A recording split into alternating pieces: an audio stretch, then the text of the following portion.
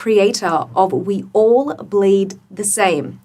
She was also a key member of the Hands Off Lebanon Committee, advocating for justice and unity.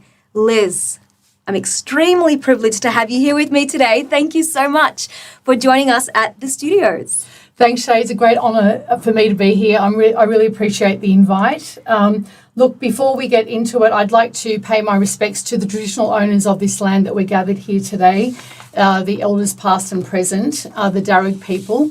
And I'd also like to express my solidarity and love to the Palestinians who are currently enduring a genocide, and also to our brothers and sisters in Lebanon. My heart goes out to everyone at this very difficult time.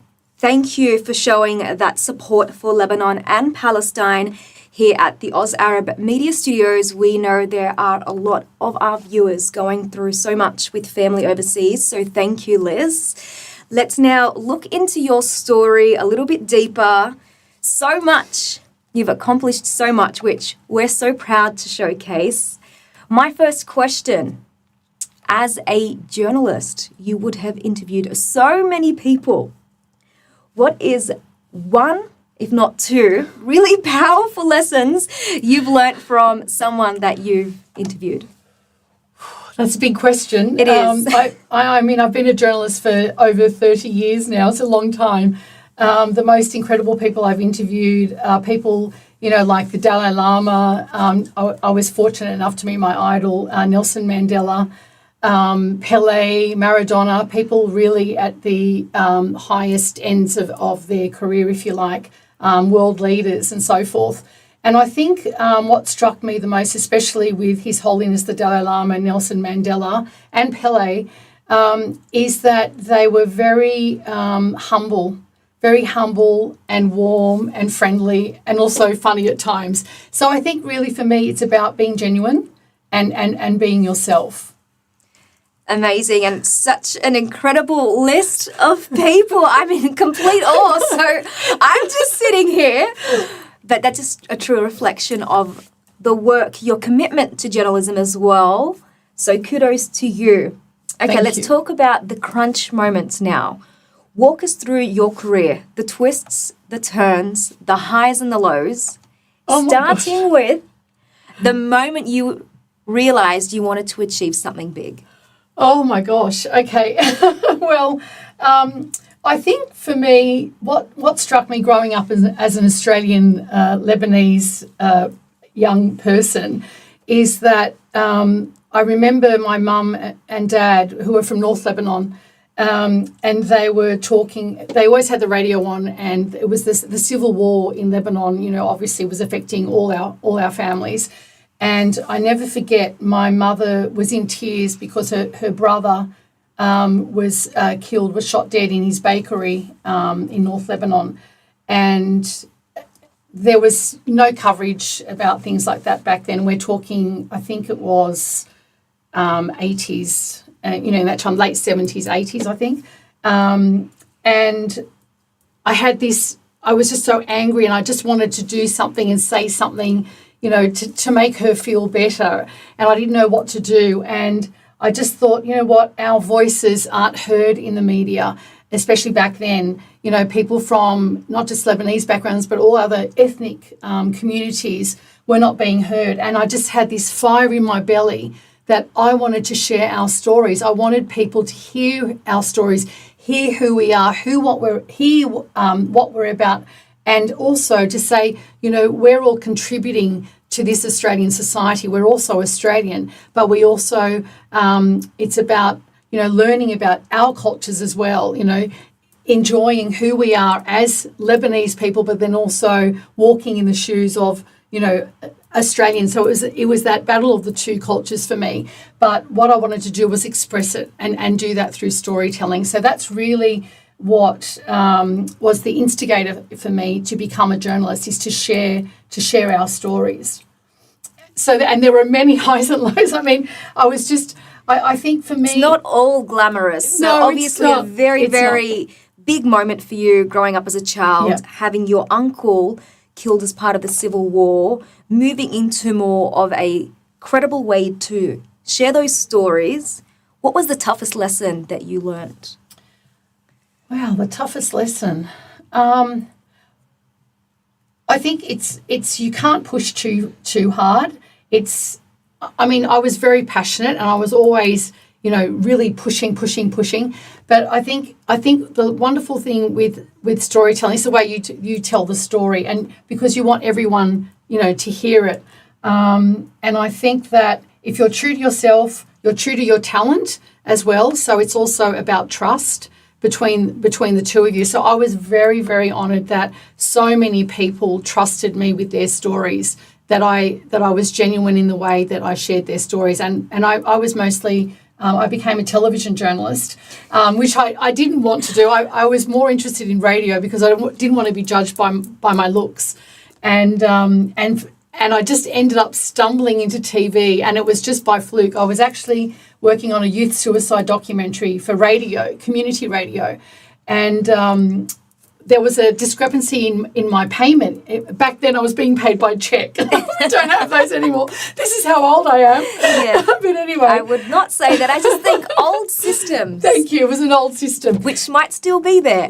Okay, maybe. But anyway, the cheque, it was the wrong amount. So I called the head of finance at SBS Television. SBS were funding at the time the documentary I was working on. This was a TV version of the youth suicide situation at the time.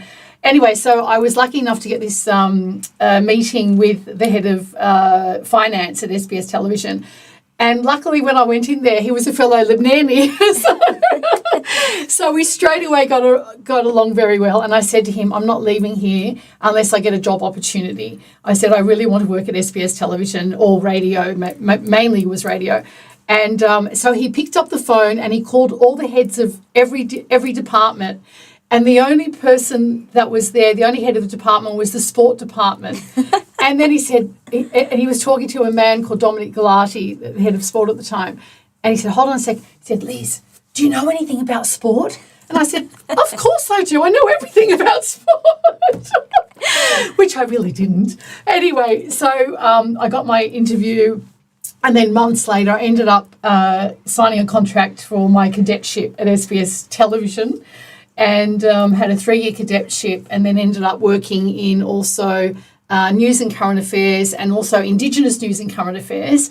And also I was the executive producer of a Mandarin news and current affairs program. Oh my goodness, multi-talented and just the cultural influences there. Yeah. I guess that's a reflection of what, SBS, their editorial team push. But what a fantastic insight into your early career and your early life. And I just want to note that you've worked on such incredibly powerful stories that cut through class, culture, gender, suicide, and obviously the Civil War. So that's just a reflection as well of your career, your interests, and the power of journalism, which many say is dead. I don't believe so. What do you say to that? It's a difficult one because, the media is extremely influential. And I think at the moment there is a big problem with a lack of balance. And I think that's very dangerous, and it's dangerous for a democracy. I think people are now realising how important the media is and how important that there are those checks and balances, that the media is balanced. And we are suffering at the moment. And I think there's more of a call now. It's really important for independent journalists. At the moment, I never thought in my life as a journalist that I would be getting most of my news from social media, from Instagram, from even X, which unfortunately is just going completely downhill. Al Jazeera's on there, and you've got some reputable networks that are on these social networks.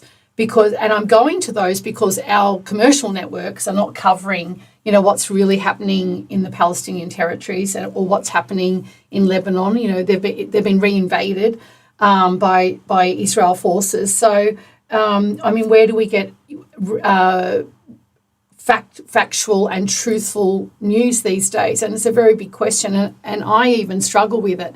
And I've discussed it with some of my, former colleagues from various networks, and it is a very big question. And I think there has to be a change, a turnaround in where people are consuming their news. It's a very interesting and complex debate, something we've explored here on Oz Arab Media.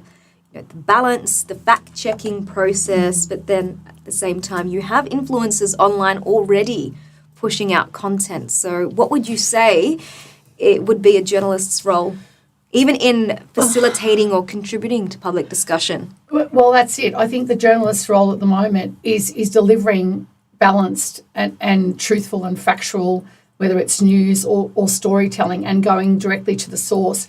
And I think also it's important, there's a big difference between live and pre-recorded. So I think the more live that you can also follow, because then you know what that person's actually saying before it's been edited, and sometimes can be twisted. It all depends on the network, on the producers and the journalist itself. So I think for me it's all about storytelling and it's truth-telling, and so I go directly to the source. So at the moment, I'm travelling an anti-racism exhibition. It's a photographic exhibition and a documentary, and it's called We Bleed the Same. And it's people from all various backgrounds and religion that share their stories, so through photography and also in our documentary. And that for me is a way of sharing factual and truth-telling, factual stories and truth-telling. And we have Indigenous elders who are in our exhibition. One talks about the high incarceration rates of Indigenous Australians, which is quite harrowing. We have a stolen generation survivor sharing his story, a Holocaust survivor.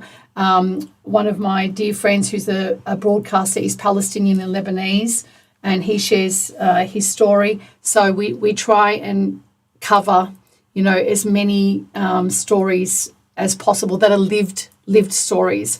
They're lived story. They're sharing their truth from their experiences. Thank you, and the team at Oz Arab Media will be supporting you on this journey as you push forward with the exhibition, which is much needed, especially now. Thank you, Liz. Let's segue now into a more career-focused question. Yeah. As a woman, so we've spoken about the cultural, influences and factors in your career. Let's focus on being a woman. How have different factors come into play at work? And how has being a woman affected the decisions you make in business? That's a really interesting question because when I started as a journalist at SBS Television, it was an extremely challenging time for me. I was also pregnant with my first child. Yes. Just to add to everything. Just to add to everything. Amazing. Yes, I was pregnant and, married and pregnant. And it was a very exciting time, but it was also an extremely challenging time. And I was in a very extremely much male-dominated industry. I was one of the first female sports journalists that was also a presenter. So in that first year of my cadetship, they asked me to audition for the presenter role, which to be honest, I wasn't really expecting and wasn't really interested because I was pregnant as well. Anyway, I ended up getting the role. So it was a blessing as well, but it was extremely challenging. So I was juggling motherhood, trying to be also a good wife and also pursuing my dream job, my career. So it was extremely challenging. SBS at the time didn't have a room where I could breastfeed or express milk. Sorry to our listeners right now. So that was also challenging. I do have a funny story about that, but I don't think I'll share it right now. I think I've heard this story. Yes, and so I was presenting when I was pregnant as well, and I was getting bigger and bigger and bigger. Everything was getting bigger and bigger and bigger. It was challenging for the camera crew and also my floor manager.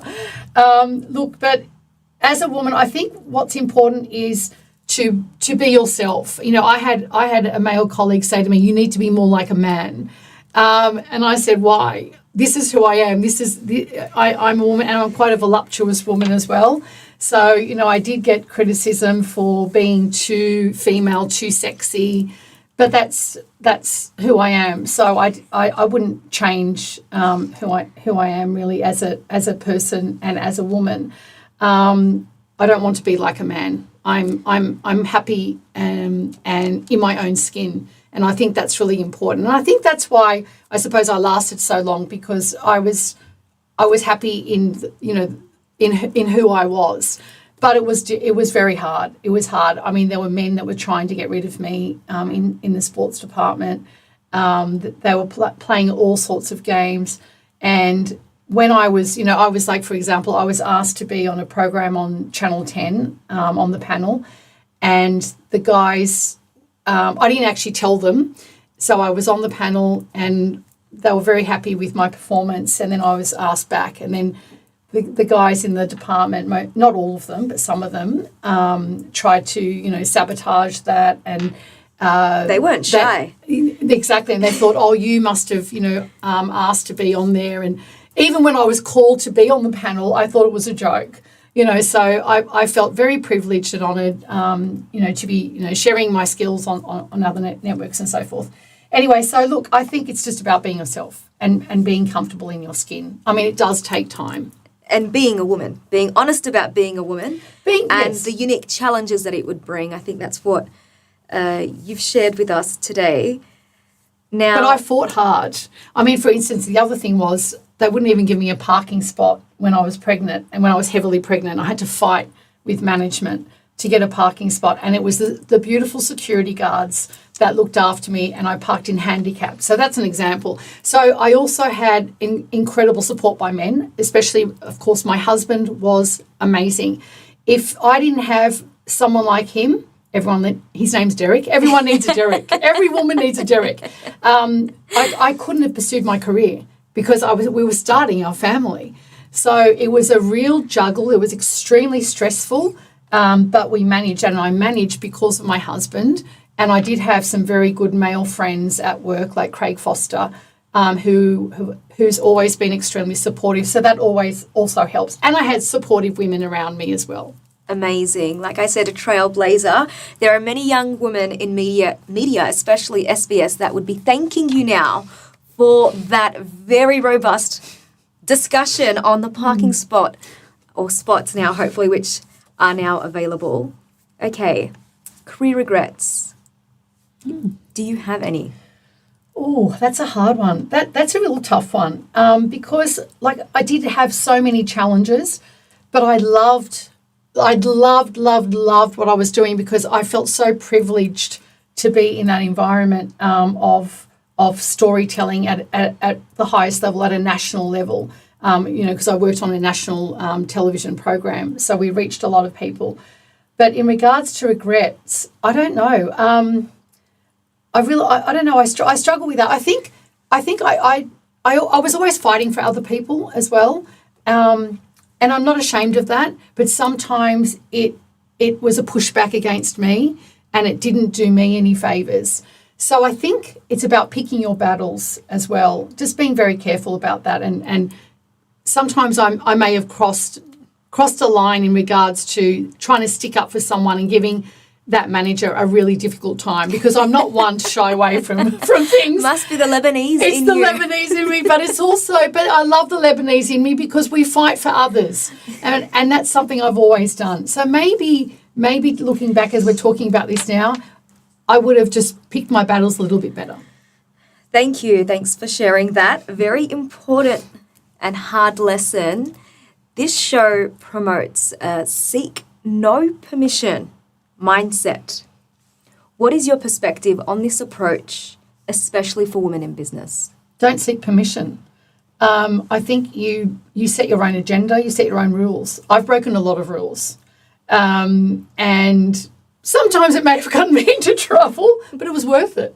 It was worth it. I mean, one quick example, when I was about to meet Nelson Mandela, world media was there. Oh we were in a hotel. That would have been so tough. It was very tough. It was in Sydney, actually, just before the Sydney Olympics. He was here to inspect and promote the Sydney Olympics. And there was a big barrier, and no one was allowed to go through that barrier. You couldn't use lights.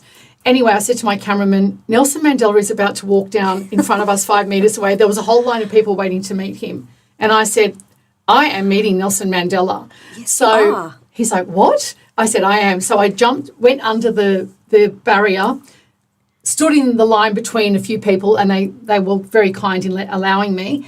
And next thing I know, Nelson Mandela was standing in front of me. I was shaking his hand. I looked up because he was over 6 feet tall. I was surprised at how tall he was. Really? Yes. And I held his hand and I looked up. And for the first time in my life, I was speechless. My mouth dropped. I couldn't speak. I'm thinking, Liz, Blair, yalla, say something. And it just wouldn't come out. And I thought, say something. I said, oh, Mr. Mandela, it's such a pleasure to meet you. And he said, oh, no, the pleasure is all mine. So it was worth it. It was worth it.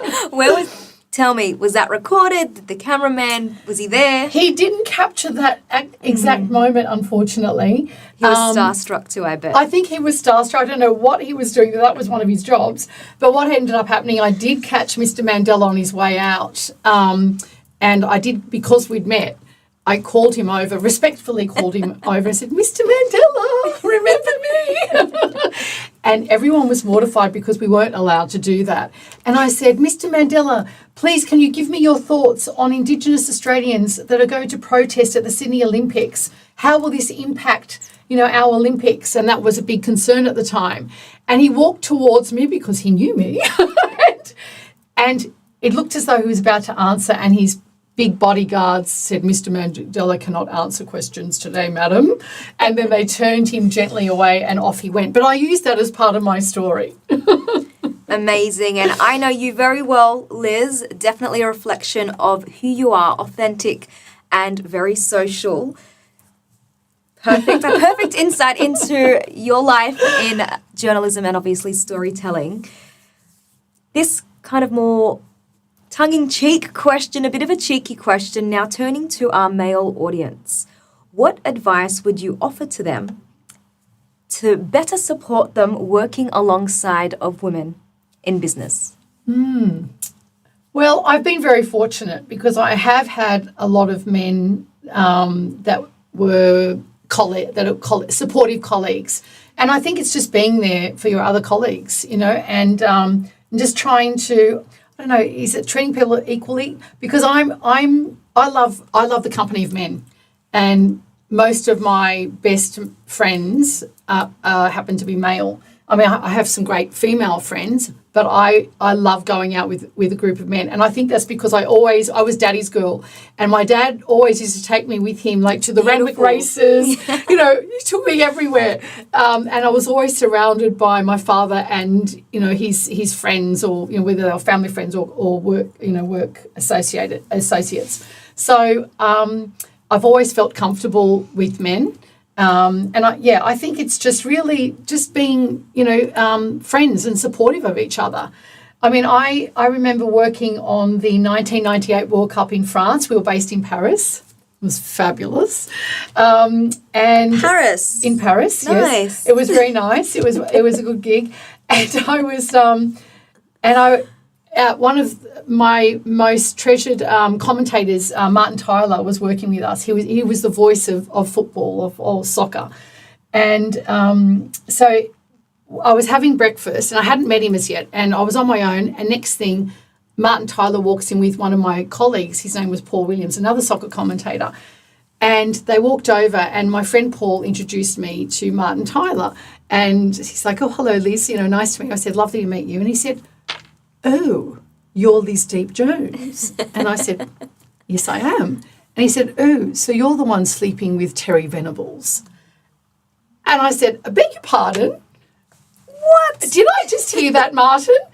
And I said, I don't know where you get your news from, but that's incorrect. I mean, that is wrong. I'm a happily married woman. Mm-hmm. And so someone had spread these rumours.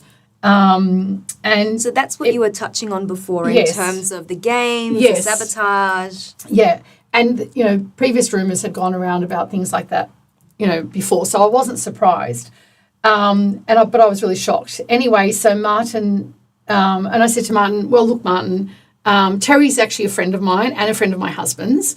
And he's a lovely, friendly, vivacious man. He's actually one of my favourite men I've ever met, ever. He's just got this wonderful, charismatic personality. Unfortunately, he's not with us anymore. He said, "Oh, I've never seen that side to him." And I said, "Well, you don't have this. You don't have this, Martin."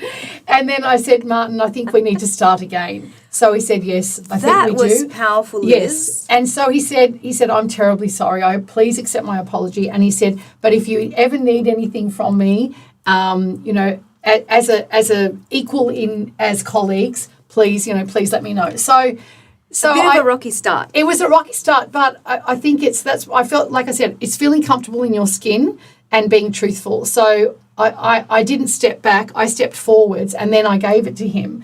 But I gave him also an open door of, we can start again and move forward, from this. And that's the way I handled it.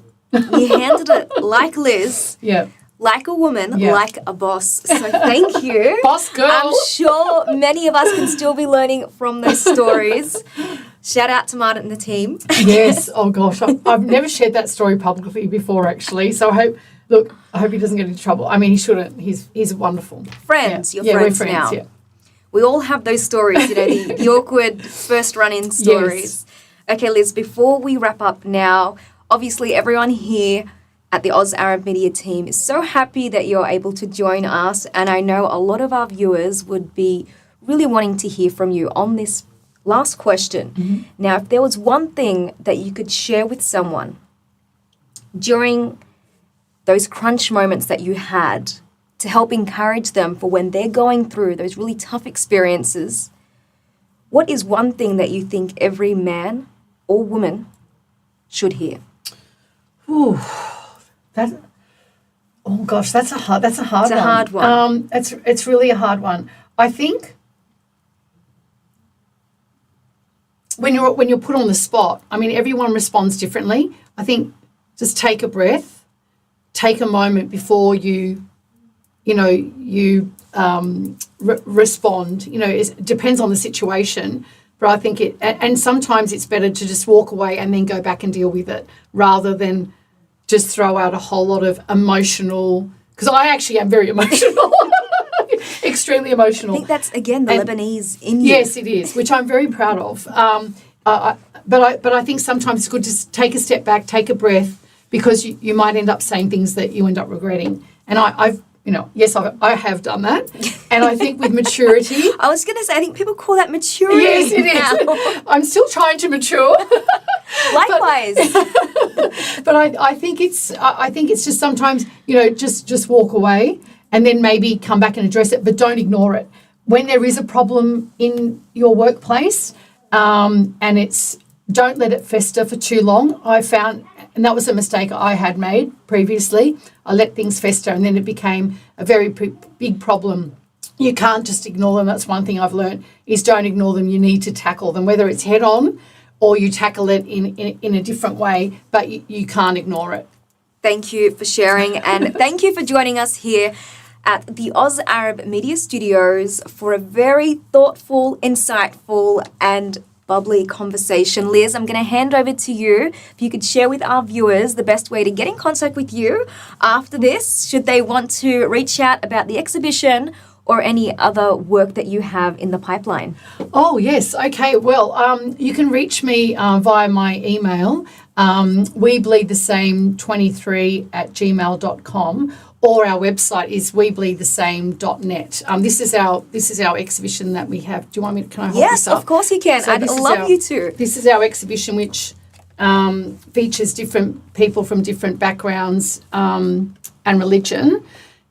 That's the We Bleed the Same event. So I actually have a photographic exhibition coming up from We Bleed the Same sometime in November in Sydney. So I'll let you know when it's on. You can tell the viewers.